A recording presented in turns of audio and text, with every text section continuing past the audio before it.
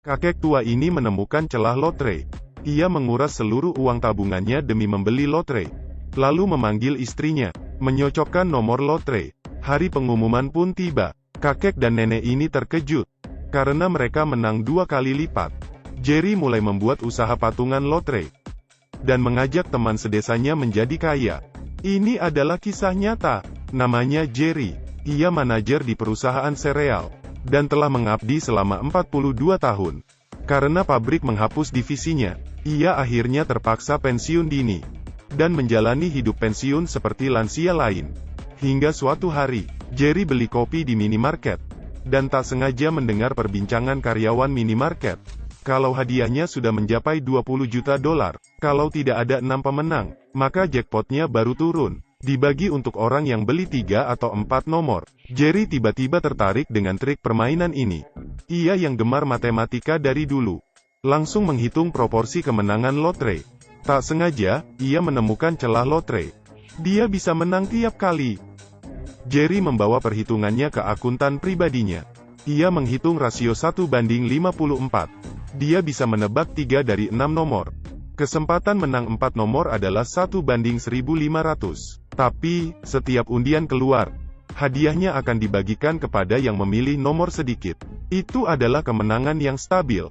Tapi, akuntan malah ragu dengan hasil perhitungan Jerry. That can't be true. Why not? Because it's the lottery, Jerry. There's a building of people in Detroit whose job it is to know how the numbers work. And they do. I cannot believe you are my accountant. Part-time accountant. Dengan harapan di hati, Jerry menarik uang 2.000 dolar. Ia memakai semua uang itu untuk membeli lotre. Penjaga kasir sampai bingung. Zaman dulu belum ada mesin otomatis. Akhirnya, tibalah hari pengumuman undian. Tapi, Dewi Fortuna belum berpihak padanya. Jerry rugi 327 dolar. Bagi Jerry yang hidup hemat, itu adalah uang pensiunnya sebulan. Percobaan pertama agak apes. Jerry sampai tidak konsen main kartu. Istrinya tahu Jerry gelisah. Sebelum tidur, istrinya mengajak Jerry berdiskusi. Saat mengobrol, perkataan istrinya menyadarkan Jerry. Good luck happens, same as bad. Kesialan ada karena adanya keberuntungan. Seperti koin, kalau dilempar 1000 kali, ada 50% kemungkinan hasilnya kepala. Tapi, kalau dilempar 5000 kali, persentasenya jadi 60%. Jerry harus mencoba lebih banyak, supaya menang besar. Jadi, ia menarik 8.000 dolar tabungannya, dan pergi ke minimarket, untuk memborong lotre. Pemilik toko kelelahan sampai memelototinya. Hari pengumuman pun tiba. Jerry dengan cermat menghitung kemungkinan keluar semua angka. Kali ini, ia cuan 15.000 dolar. Dengan perhitungan ciamiknya sendiri, ia memberitahukan berita gembira ini ke istrinya. Istrinya sampai terharu saking senangnya. Setelah menikah puluhan tahun, hubungan mereka terasa hambar, karena Jerry membawa banyak uang. Istrinya merasa jadi muda lagi. Mereka akan main gila-gilaan. Esoknya, mereka membawa seluruh hartanya untuk dipertaruhkan. Totalnya ada 16.000 dolar. Kasir bilang dia bisa mencetak 1.000 lembar per jam. Jerry dan istrinya menunggu seharian, dan mereka memutuskan menginap dekat sana. Lalu mulai mencocokkan nomor lotre. Tuhan terharu dengan usaha mereka. Mereka menang besar 21.043 dolar. Istrinya menatap cek dan bertanya, Do you really think we're the only ones who know? rupanya, insting wanita selalu benar. Tidak cuma mereka yang tahu celah lotre itu. Di Universitas Harvard, Ben yang jenius juga menemukan celah ini. Saat Jerry dan istrinya pulang, istrinya punya ide. Kenapa kita tak mengajak teman-teman kita? Dengan begini, potensi menang juga lebih besar, dan modal kita juga banyak. Kalau soal uang, cewek memang jago. Esoknya, Jerry menemui akuntannya, untuk membuat perusahaan pembeli lotre. Ia mengajak tetangga dan teman-temannya, untuk membeli saham perusahaan dan menjadi kaya bersama. Kalau tidak mau jadi pemegang saham, mereka juga bisa beli putus. Hasil kemenangan akan dibagi rata sesuai modal invest. Begitu mendengarnya, tetangganya langsung berinvestasi. Tak lama, mereka berhasil mengumpulkan 40.000 dolar. Dan pergi ke minimarket. Mereka menyewa tempat itu, karena mereka tahu mesin tidak mampu mencetak secepat itu. Can you stay open later? I'm afraid not. I'm undergoing some marital trauma at the moment. Well, truth be told, tonight is a drinking celebration with my buddies. Now, admittedly, we do it out there in the parking lot, but we just can't have customers in here. Well, what if we weren't customers? Mereka punya ide. Jerry mengambil logo perusahaannya dan mengajak bos minimarket gabung. Ia berkata, "Kalau kamu kaya, istrimu pasti minta baikan." Mendengar ini, bos minimarket setuju. Ia langsung mempromosikan investasi lotre Jerry kepada temannya. Mereka membeli makin banyak lotre. Istrinya sampai kelelahan mencocokkan nomor. Benar saja, esok paginya, bos minimarket menemui mereka. The lottery sends a tally of all the winnings sold by the store. Windfall tickets won $82,000. And what? How many windfall tickets did you sell at your store? Just yours, plus 6 more to me, but those didn't win. We doubled it. We doubled it. We doubled it! Kita menang 2 kali lipat.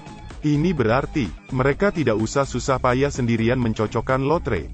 Lotre yang mereka jual makin banyak, bahkan sampai memenuhi gudang. Sementara itu, Ben si mahasiswa Harvard juga mengumpulkan teman-temannya. Investasi ini sudah pasti untung, tapi mahasiswa tidak punya banyak uang nganggur. Mintalah uang pada orang tuamu. Ben akhirnya mendapat $50.000. Saat Ben memamerkan kehebatannya, asistennya menganalisa algoritma lotre. Ternyata, ada orang lain yang menang lebih banyak dari grup mereka. Di hari ulang tahun pernikahan Jerry, Ben dan asistennya menemui mereka di toko lotre. Ben tertawa melihat dua lansia. Ia tadinya mengira akan bertemu mafia.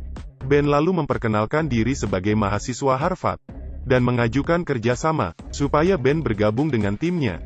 Tapi, Jerry merasa, tidak ada untungnya gabung dengan mereka. Ia pun menolak Ben. Karena Jerry memimpin keluarga dan teman-teman sedesanya, ia tidak mau mereka mendapat risiko besar. Karena ditolak mentah-mentah, Ben pun membanting pintu dan pergi.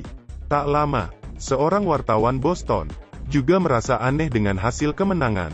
Kakek pensiunan di Michigan setiap 3 minggu menang jackpot.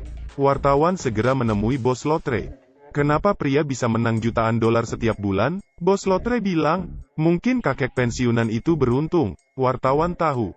Kenapa bos bilang begitu? I didn't say he was a retiree. Yeah, well, you know it's a lottery. People win.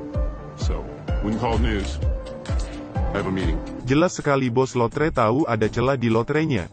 Tapi, ia tidak mencegahnya. Karena perusahaan lotre juga cuan banyak. Jerry pergi ke minimarket beli kopi. Ia tak mengira Ben sudah menunggunya berjam-jam. Ben ingin mengancam Jerry, dan menyuruhnya berhenti. Set an army of the smartest kids you've ever met against you and everyone you play with. We hacked into the state lottery to find where you were betting. You don't think that we can hack into your accounts? Tapi, di pengumuman jackpot selanjutnya, Ben menghitung untungnya cuma sedikit. Asistennya memeriksa laptop, dan memberitahu kalau Jerry menang banyak. Bahkan, jumlahnya lebih banyak dari biasanya. Ben sangat kesal, dan mencoba membalasnya. Ia harus menciptakan jackpot. $2 juta jackpot butuh beberapa minggu. Tapi, kalau mereka bisa mencapai target jackpot sebelum waktu itu, mereka bisa menang total. Mereka bisa menyewa hacker untuk meretas. Saat hadiah mencapai $1 juta, mereka akan langsung membeli $1 juta lotre. Dengan begini, jackpot akan dikeluarkan lebih dulu. Jerry pasti tidak akan memprediksinya. Jadi, ia pasti rugi banyak. Tapi, asisten bertanya, dari mana uang $1 juta? Kemungkinan kita bisa turun banyak. Kalau ada orang yang menang hadiah khusus, kita harus nombok. Tapi, Ben tetap ngeyel. Ia mempresentasikan rencananya kepada bos-bos besar, dan berhasil mengumpulkan $1 juta. Setelah mendapat uang, ia mempertaruhkan segalanya. Benar saja, Ben menang cuan berlipat-lipat. Saat Jerry mendengar kabar buruk kerugiannya, ia tahu ini pasti ulah Ben. Ia langsung tancap gas ke Harvard. Saat melihat Jerry, Ben memamerkan kehebatannya. Tapi, kata-kata Jerry selanjutnya, mencabut setengah nyawa rekan setim Ben. You told me that I was playing the lottery because I had